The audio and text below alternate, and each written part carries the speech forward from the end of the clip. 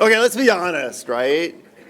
Sometimes it's really hard to get somebody in Congress to do one thing right? I mean, but in our business, the business of foreign policy and national security and defense policy, you actually have to get three things right. You have to keep the nation safe, you have to keep the nation free, and you have to keep the nation prosperous. And you don't get credit for 2 out of 3. That's a really, really heavy lift.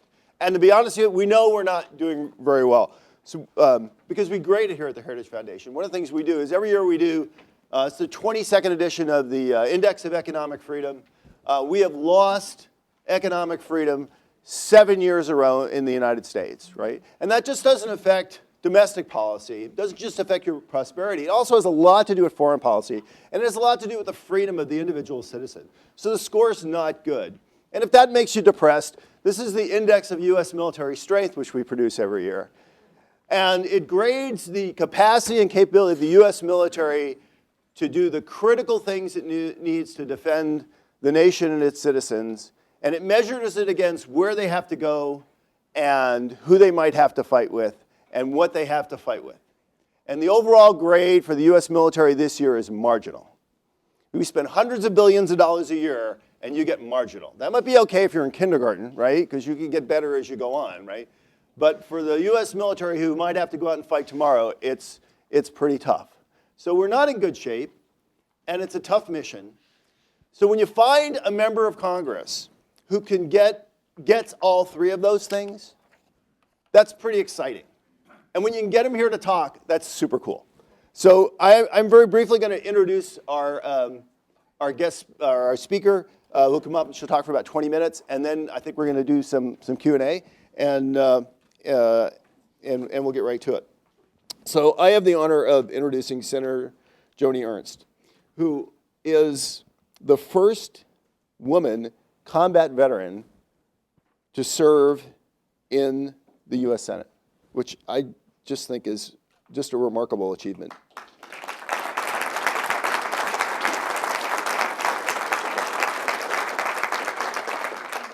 She has dedicated her entire life to Iowa and her country. You may have heard of Iowa. It's now supplanted The Voice and The Apprentice as the country's favorite reality TV show. Having served in the military for over 23 years, which is a remarkable achievement with all the other things she's done, she is now in the U.S. Senate. In November 2014, she was elected as the first woman to serve in a federal elected office from the state of Iowa, and also became the first female combat veteran elected to serve in the U.S. Senate. She graduated from Iowa State University. We'll have to forgive her for that. I'm an old wrestler. And just say Iowa, we kind of get shakes. She joined the U.S. Army Reserve. In 2003, she served as a company commander in Kuwait and Iraq. She led 150 Iowa National Guardsmen during Operation Iraqi Freedom. She retired as a lieutenant colonel, so she doesn't outrank me, so that's good. She is known for her independent leadership and commitment to public service. She previously served as the Montgomery County Auditor, where she worked to eliminate wasteful government spending and protect taxpayers' hard-earned dollars. As a state senator, she fought to balance the state budget. She turned Iowa's $900 million budget deficit into a $1 billion surplus. She worked to balance the budget. She's worked tirelessly to grow jobs and the economy, cut taxes, improve education, reduce the role of government, and she takes the defense of our country as seriously as any senator could. She serves on the Senate Armed Services Committee, Homeland Security, and Government Affairs Committee. She's a leading voice on Second Amendment rights, foreign policy, and national security, and we are honored to have her here today. Please welcome Senator Ernst.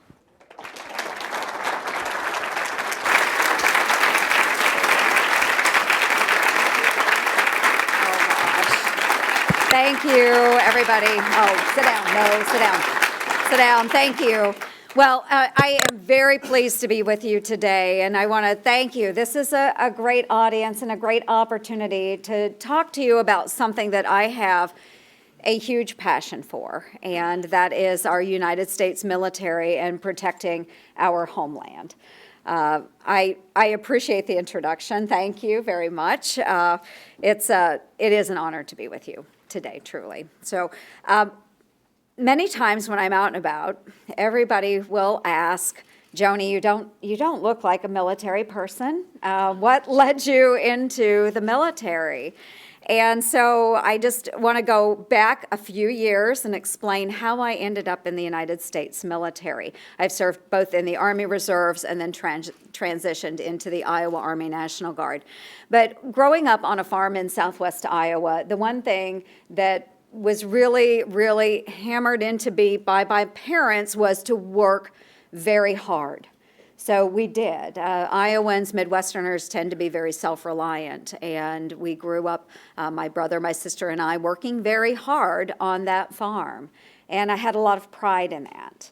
But having that agricultural background, of course, I went to Iowa State University, and I attended an agricultural exchange to Ukraine in the summer of 1989. That was while it was still part of the Soviet Union. So there were 18 Iowa students. We went to Ukraine, stayed on a farm, each of us in individual homes across this collective. And the family that I stayed with had no running water. They didn't have a refrigerator. They didn't have a car. They did have a bicycle, which all of the family members shared. That's what they used to get around the collective. And it was an interesting experience because remember, it was 1989. And I'm pumping water from the well every morning and using an outhouse behind the chicken coop.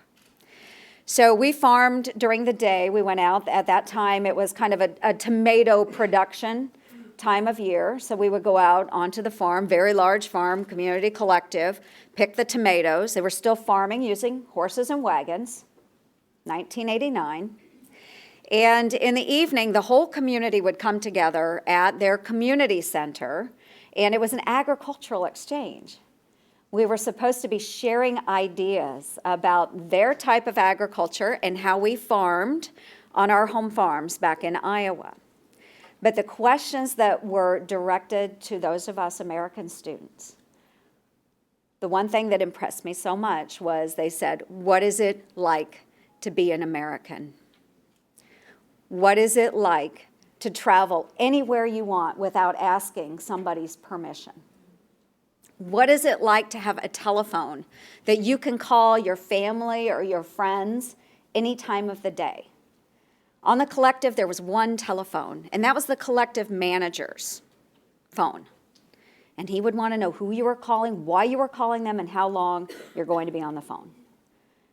So they had a lot of questions that made a big impression on me.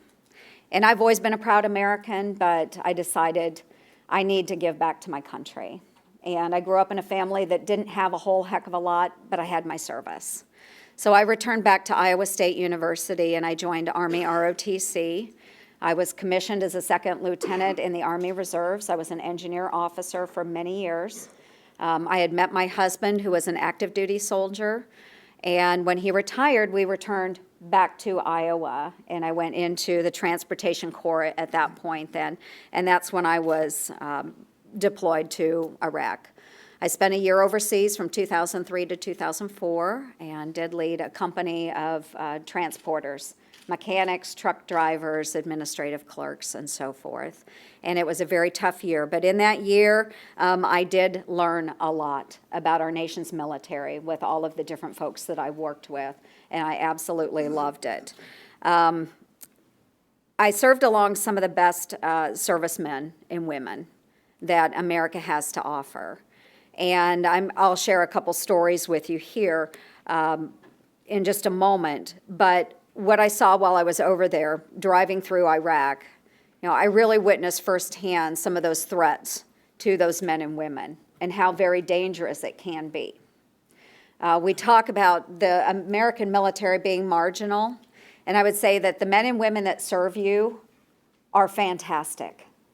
They are fantastic. They are the best of the best anywhere. But we have a lot of work to do when it comes to training and equipping them with the proper equipment. So the first thing I'll share with you is doing convoys through that region. When I was assigned to do my first convoy up into Iraq, we had just gotten into theater, had just started receiving our equipment off of the ships as it was being shipped into that region. We were assigned to go up into Iraq and drop supplies off at Baghdad International Airport. We did not have maps. No maps to get to Iraq. no maps to know what the road network was. I mean, that's how poorly equipped we were throughout the region. So what I had to do, there was a Tennessee National Guard unit in the next camp over. They didn't have maps either. But what they did have, they had a hand-drawn strip map. And their company commander came over and sat down with me, and that's what we used, a hand-drawn strip map from his hand-drawn strip map. And then we added our own geographical features along the way as we drove up into Iraq. So that's how we navigated, folks. That was really tough. So there's a lot of issues. We have big picture stuff going on at the top. We've got great leaders up here. But what I try and emphasize in my role as a United States Senator with our military leadership is that that's great. You have to have strategy up here. But when you're looking at that strategy up here as a 4-star or 3-star general, you need to remember that there are privates and specialists and young sergeants down at the very bottom level who are trying to execute this strategy in an operational manner. And you must make sure that you are providing them with the best equipment and the best training possible, because we want those young privates, those specialists, those sergeants, not only to accomplish the mission that they are setting forward, but that they're going to return home safely to their families as well. They can't forget that. And that's where my experience serving at that lowest level in the United States military has been so very important to me, is because I can see the issues and the disconnect between this level up here and the folks that are actually doing our business down here on the ground. So that's one little story. But I'll tell you, any mission that we were assigned, we were able to accomplish just by sheer determination. You know, a lot of folks would say, hey, give me a map, give me a GPS system, or I'm not going. But we knew it was imperative that we get the ammo, that we get the MREs, you know, the meals ready to eat, that we get the equipment up into Iraq to make sure the warfighter can do their job too. So that's imperative. So we did that. I recently did retire from the Iowa National Guard. I just retired last November, at the end of November, with 23 plus years of service. And it has been just an absolute honor to serve in that capacity. But now I have found another way that I can serve our military men and women in the United States Senate. So I'm very, very glad to be there. Let's talk about a few things that are going on in the Senate, in Congress right now, as we work through a lot of issues that we have globally. The first, of course, anytime you think about threats that we have out there, ISIS, it always comes to the top. We have a lot of threats out there, but the one that tends to touch us here in the homeland, ISIS. We see a lot of terrorist actions throughout our country. And we know from the FBI director that there are active threats in all 50 of our states. So what do we need to counter terrorism in the United States? Well, bottom line, we have to defeat it. We have to defeat it. And this administration has been so intent on containing it, on degrading ISIS capabilities. But we can't just do that. That's not working. That's not working. ISIS continues to spread. We see it in Africa right now, and we see it moving into Afghanistan as well. So we are not doing a very good job. So counter ISIS campaign. We really have to do that. And part of that is coming up with a comprehensive strategy which will allow us to engage ISIS no matter where they are. If it's Iraq, if it's Syria, if it's Afghanistan, if we need to go after them in Africa, then our forces should have the ability to do that. And thank you. Yeah, thank you. So we should not be hamstrung by saying you can only go after ISIS if they are in Iraq. We have to be able to take the fight to them no matter where they are. So I have been working on an authorization for the use of military force, which would allow us to do that. So if we know that we have known terrorist cells of ISIS wherever they are, we can engage them and destroy them. So we need to do that. Part of that effort is including the allies that we have, because we know the United States cannot do this on their own. So diplomatically, we need to engage these other countries that are willing to fight. And one of those groups is the Kurdish Peshmerga. They are in Iraq, and they are proven fighters. Now, they won't deploy to Africa, or they won't, maybe go into other areas. But what they will do is hold their ground. They will push ISIS back, and they certainly will destroy them. They have done that quite effectively. So I have proposed a bill. We have been working on this quite heavily, but directly arming the Kurdish Peshmerga from the United States to the Peshmerga. Recently, we have seen where supplies will go through Baghdad. That's the way it's established. They'll be distributed in Baghdad to all the different groups. Well, my concern is that the Kurdish Peshmerga, they are not getting all the ammunition. They're not getting all of the small arms that is intended to go to them. It goes to other groups. They're fighting ISIS. But the Peshmerga, they are the proven fighters. So we want to make sure that we are supporting them. They also provide a safe haven in Kurdistan for about 2 million refugees. 2 million refugees in Kurdistan. Many of them Christians, many of them ethnic minorities. But they do that for us. Now, if more countries would do that throughout the Middle East, we would see less of a refugee crisis coming westward. But the Kurds have been willing to do that, and they've done it quite well. So anything that we can do to assist Kurdistan, the Kurdish Peshmerga, I think that is something that we need to be behind. So, I'll continue pushing that initiative and making sure that we are gaining support on that. I think many of my Democratic colleagues, actually, they're starting to see that, yes, we do need to engage our partners in that region more than we've done in the past. And so we'll just keep moving forward. Now, I also want to address debt and waste, because we've heard it all before about all of the waste that is in the United States military or across DOD, and I will agree with that. I am very, very passionate about our military and making sure that we are well funded, again, that we are training and equipping our young men and women to the best of our ability. We want them to maintain that qualitative military edge over our adversaries. But we have to look inward, too, at the waste that we have throughout the department. And I'll give you a quick example of what I witnessed firsthand many, many years ago when I was in Kuwait. We stayed at a camp in Kuwait. We had permanent residents there in canvas tents. We lived in tents for a year. But during the rainy season, the water would leak through the tents, and it was just not good living. So what we did, we had local purchase authority where I could send my supply sergeant out, and he could purchase what we needed on the local economy in Kuwait. So he did. He went out and bought some of those big, giant blue tarps that you'll find at Walmart or wherever, and we took those blue tarps and put them over the tops of our tents. Problem solved. No rain coming in. Those tarps were $100 a shot.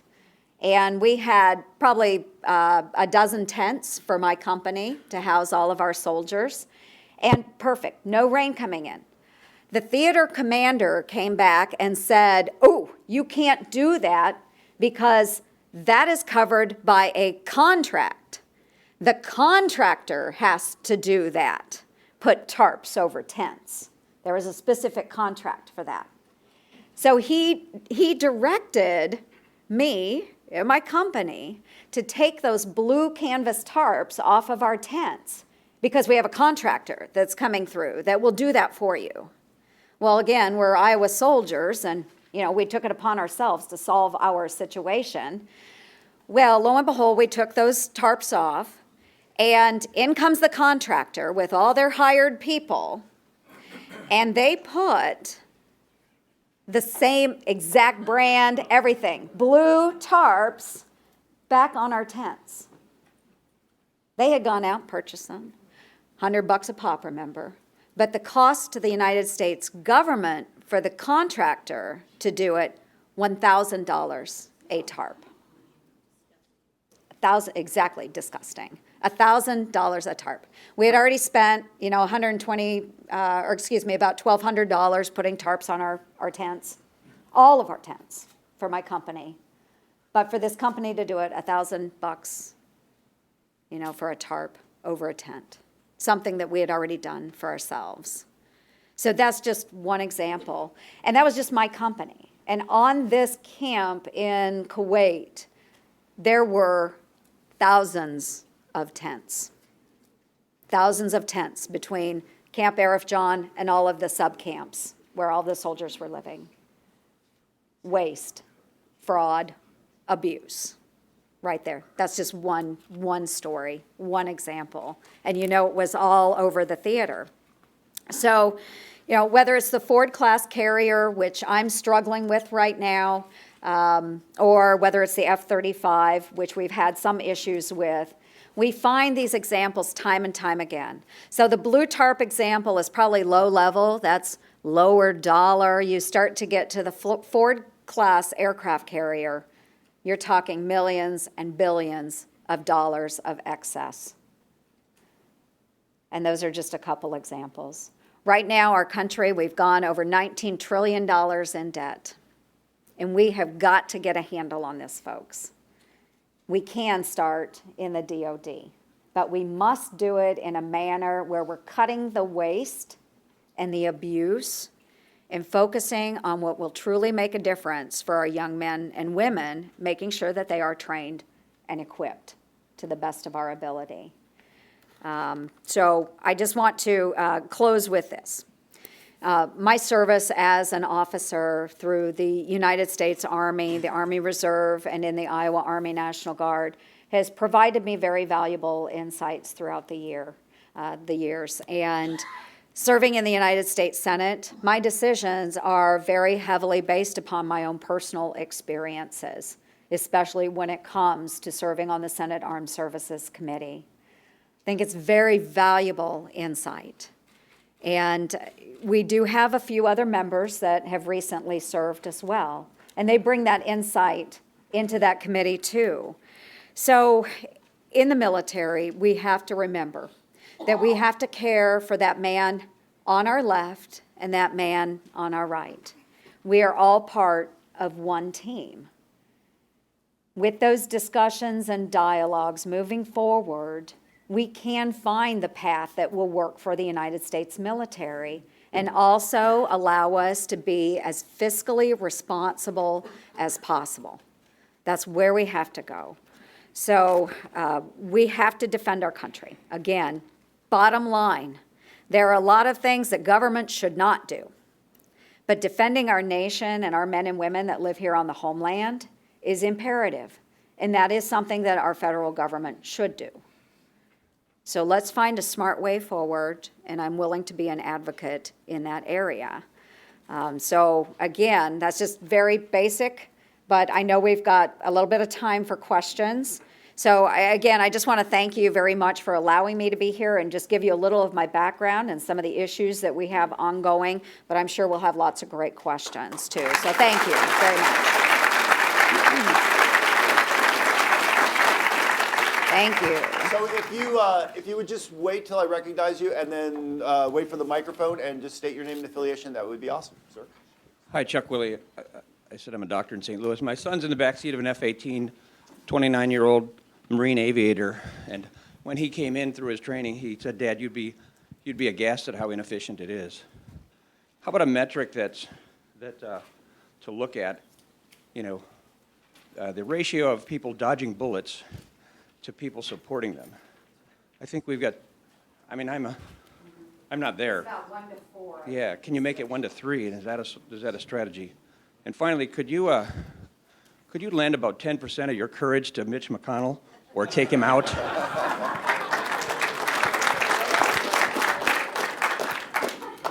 Thank you. And thanks to your son for his service as well.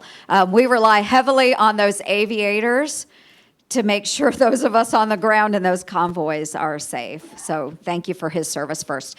There is a tough ratio, and I want to speak to that just a second. And it will vary depending on the type of unit that's engaged in in those frontline activities versus those that are in support roles. So you think about, when you think of the military, you always think about our war fighters. So you'll have your infantrymen, your artillerymen, your armament, all of those folks that are on the front line. And then there are folks like me that are driving those convoys. We have mechanics, all of the support personnel that will enable the folks on the front line. And that is really tough because we do move a lot of equipment. There's a lot of logistics involved in engaging in a war.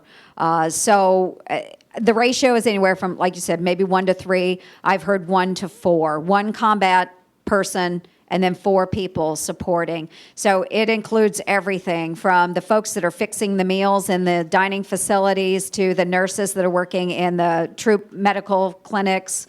All of those folks are considered support personnel. I don't know. We would need to look at that and maybe see if there's a way that that could be trimmed down a little bit. I would consider you in Iraq dodging bullets. What about Oh, yeah. back here? Right. Oh, true. Back in the rear, right. Back in the rear, the folks here. And what we do have an issue with, that's a good point, because what we do have an issue with is back here, stateside. If you look at the growth amongst our senior level offices and headquarters groups, there's a lot of people serving in those capacities. You know, we have great folks on the ground, deploying overseas, you know, doing the work that needs to be done to win wars. But in the rear, we do have a lot of personnel. And this is something John McCain has been adamant about, is downsizing our headquarters groups. Because for every billet that's being filled or every position that's being filled in a headquarters group, that's 1 less person that we can have on the ground doing the job that needs to be done. Excellent point. Thank you. We'll go down front here in the center and then to the lady in the back. So you, sir, yeah. You. Okay.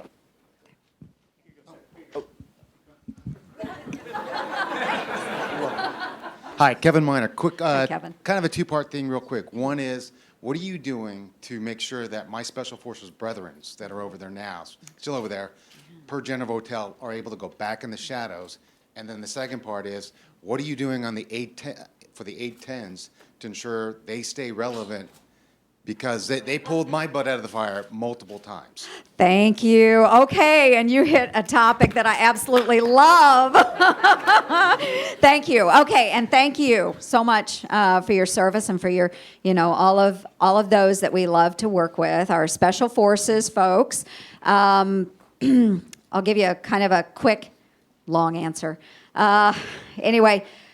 Just visited Fort Bragg a couple weeks ago. I just missed General Votel. My husband has worked with General Votel in Ranger Regiment. So great man. I think we'll see him going on to CENTCOM. But we have a number of Special Forces groups out there, and one of which I was able to visit while I was at Fort Bragg.